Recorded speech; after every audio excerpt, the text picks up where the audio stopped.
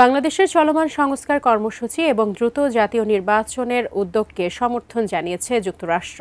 প্রধান উপদেষ্টা ডক্টর মোহাম্মদ ইউনূস ও যুক্তরাষ্ট্রের পররাষ্ট্রমন্ত্রী মার্কো রুবিওর মধ্যকার সাম্প্রতিক ফোনালাপ প্রসঙ্গে বৃহস্পতিবার সাংবাদিকদের একথা জানান পররাষ্ট্র উপদেষ্টা তৌহিদ হোসেন। এছাড়াও মালয়েশিয়ায় ৩৬ বাংলাদেশি গ্রেপ্তার ও ভারতের বাণিজ্য নিষেধাজ্ঞা সহ নানা প্রশ্নের উত্তর দেন তিনি।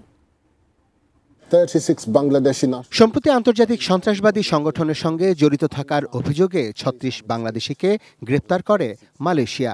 এদের মধ্যে ৫ জনের নামে মামলা হয়, কয়েকজনকে আটক রেখে তদন্ত করছে দেশটির কর্তৃপক্ষ, আর ১৫ জনকে বাংলাদেশে ফেরত পাঠায়। তাদেরকে সন্ত্রাসবাদী সন্দেহে আটক করেছে। বৃহস্পতিবার নিজ মন্ত্রণালয়ে এ নিয়ে সাংবাদিকদের সঙ্গে কথা বলেন পররাষ্ট্র উপদেষ্টা। মালয়েশিয়ার এই ইস্যুতে বিশ্বজুড়ে বাংলাদেশিরা ভিসা জটিলতায় পড়তে পারে কিনা এমন প্রশ্নেরও জবাব দেন তিনি। যে কোনো নেগেটিভ বিষয়ই ভিসা প্রাপ্তির ক্ষেত্রে প্রভাব ফেলবে না, আমি এই কথা বলতে পারি না। আমাদের দেখতে হবে যেন আমরা প্রপার স্টেপস যদি নেই তাহলে সেটা মিনিমাইজ করা যাবে। আমাদের করণীয় হচ্ছে দেখা যে আসলে তারা বিশেষ কোনো এই ধরনের কোনো অপকর্মের সাথে জড়িত কিনা।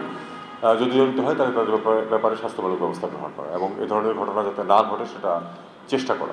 আরএফএল অডিটর, বাঁকা হয় না, ফাঁকা হয় না, আর ভাঙা এক কথায় অসম্ভব। তৈরি পোশাকের পর ভারতের সব স্থলবন্দরে বাংলাদেশের পাট ও পাটজাত পণ্য রপ্তানি নিষিদ্ধ নিয়ে প্রশ্ন করলে উপদেষ্টা জানান, এই নিয়ে দেশটির সঙ্গে আলোচনা চলছে। মেয়াদ শেষ হতে যাওয়া গঙ্গা পানি বণ্টন চুক্তি নিয়ে কোনো মন্তব্য না করলেও তিস্তা ইস্যুতে তিনি জানান, এর সমাধানও হবে ভারতের সঙ্গে আলোচনার মাধ্যমেই। আমরা চেষ্টা করছি ভারত থেকে আমরা এই ব্যাপারে গত 15-20 বছরে কখনোই কোনো বা 30 বছরে কখনোই পজিটিভ তেমন কিছু পাইনি। একবার বহু আগে খানিকটা পজিটিভ এসেছিল, যেটা আবার আমরা গ্রহণ করিনি। এই পর্যায়ে আছে এখন। কাজে এখানে টালবাহানার কোনো ব্যাপার নেই। ব্যাপারটা হলো দ্বিপাক্ষিকভাবে এটাকে সমাধানের চেষ্টা করতে হবে। আমরা চেষ্টা করে যাব, কতটুকু সাফল্য অর্জন করবো সেটা আমরা জানি। প্রধান উপদেষ্টার সঙ্গে মার্কিন পররাষ্ট্রমন্ত্রীর সাম্প্রতিক ফোনালাপ প্রসঙ্গে পররাষ্ট্র উপদেষ্টা জানান, দ্রুত নির্বাচন ও সংস্কার কাজে অন্তর্বর্তী সরকারের প্রতি সহায়তা অব্যাহত রাখার প্রতিশ্রুতি দিয়েছে যুক্তরাষ্ট্র।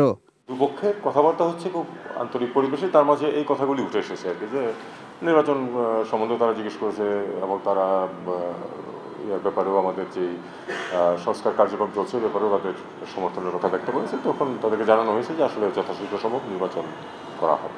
Arafat Siddiqui, ATN news, Dhaka.